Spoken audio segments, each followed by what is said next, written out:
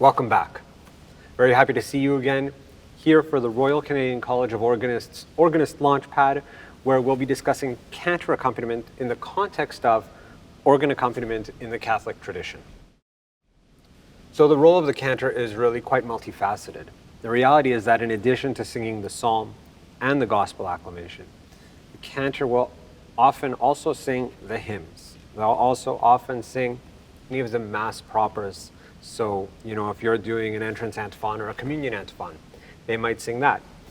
They will sometimes also sing the Mass Ordinary, so the Kyrie, the Gloria, the Sanctus, the Agnus. So they have a significant role in the success of making the music really come together. Your role is, we talked of the three of musical leading, we talked about accompaniment, and we talked about kind of soloist playing. In this case, you're not a musical leader, but you're more kind of a musical guide. You are also obviously the accompanist. The reality is that if you're working with a cantor, you might have had the chance to work with them in advance, to basically rehearse the music with them. And so by the time they get to the front and you're at the back, they basically know what they need to sing, you know what you need to play, and so it's not so much an in-the-moment teaching experience. You're both prepared. So it's different in that way. You can kind of lean back a bit and not have to think too much about kind of what changes have to be made in the moment because you've already rehearsed a lot of this music. Now, remember that when you're working with the cantor and the congregation, you have to balance to those individual parts. So if it's just cantor, you have to balance to just the cantor. If it's congregation, you're balancing to the congregation. And remember, you have to sing with the cantor. We've talked a bit about how, from the organ, it's easy to forget that we have a finite amount of breath. And so we need to sing with the congregation or with the cantor to ensure that the lines are smooth, that they're phrasing appropriately based on the text or based on the melody. Now, in the last segment, we looked at an Alleluia, common gospel acclamation. I'd like to revisit that for a second. So, how would you transition from the cantor's Alleluia into the congregation's? Many of you, if you have used this Alleluia before, know that there is a verse associated with it. So there's a verse tone. That verse tone basically is in the center, it's bookended by the Alleluia, so it goes something like this.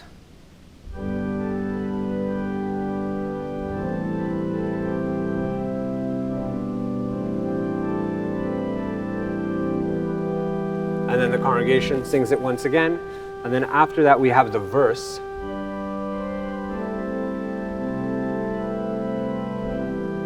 So, Alleluia twice, verse, Alleluia one last time. So we have to find a way to transition from each of those segments. If we're first accompanying the cantor rather, what we'll do is maybe have some 8 foots, 4 foots registration, box closed. They don't need too much volume. You're really there just to support them. People should be able to hear the text. So remember that when you're balancing to the cantor, you need to think more about how to support the cantor. So, imagining this is the cantor's playthrough, what I'm going to do is I'm going to play the harmonization for the cantor.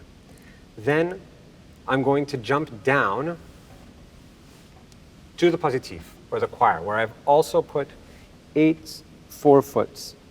I put 16 and 8 in the pedal. I'm going to give an anticipatory note in the soprano so that the congregation knows that they are about to come in. And the congregation comes in when the pedal comes in and when the remaining notes in the harmony come in. So, something like this.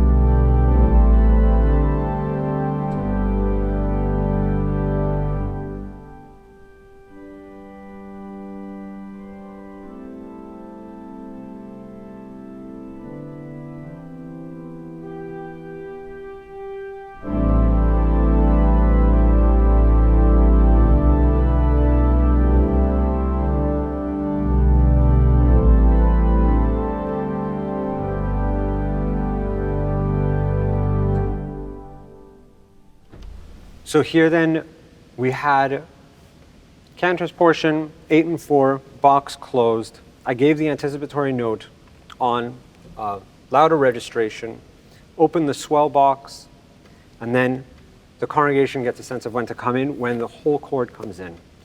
When I went back to the cantor-only portion of the gospel acclamation verse, notice I closed the swell box, but I was already holding the note on the swell. So as part of the decay in the acoustic, once we heard the reverberation, basically the decrescendo of the reverberation falls, and we're left with a closed swell box, and we create a nice connection then between the congregation's portion back into the cantor's portion. There are other ways to create anticipatory notes, of course, and I wouldn't recommend doing anticipatory notes in kind of hymnody where you have a clear beginning and an end. But with something like this, where we have a quick back and forth between the cantor and the congregation, I do find that it can be quite helpful. Here's another example. This is a well-known Kyrie that's often used. Now, again, usually the cantor will intone it the first time, and then the congregation will respond. So instead of giving the anticipatory note in the soprano, I'm going to give the anticipatory note in the pedal, in the bass.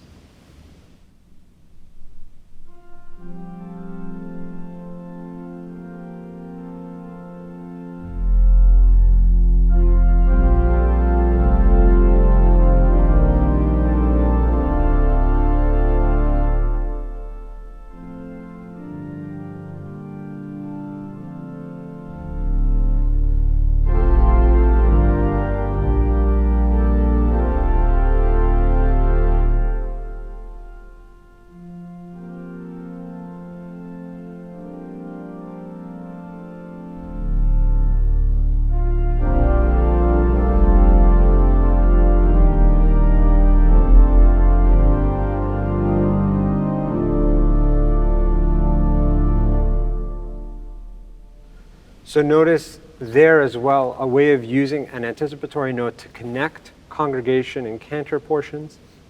We create a sense of legato, a sense of continuity, and especially in an acoustic where, so here at Saint-Jean-Baptiste we have a significant acoustic, but in a smaller acoustic, certainly it is helpful to be able to create that smooth legato from cantor to congregation portions. Remember, don't think of the cantor and congregation portions as almost like separate musical pieces. Remember that they are connected. And so if we think of them as one large musical segment, we're able to find ways to connect to the cantor portions, to the congregation portions, and back. We'll leave it there for this segment on organ accompaniment in the Catholic tradition. Hope to see you at the last segment, where we'll look at prelude and postlude planning.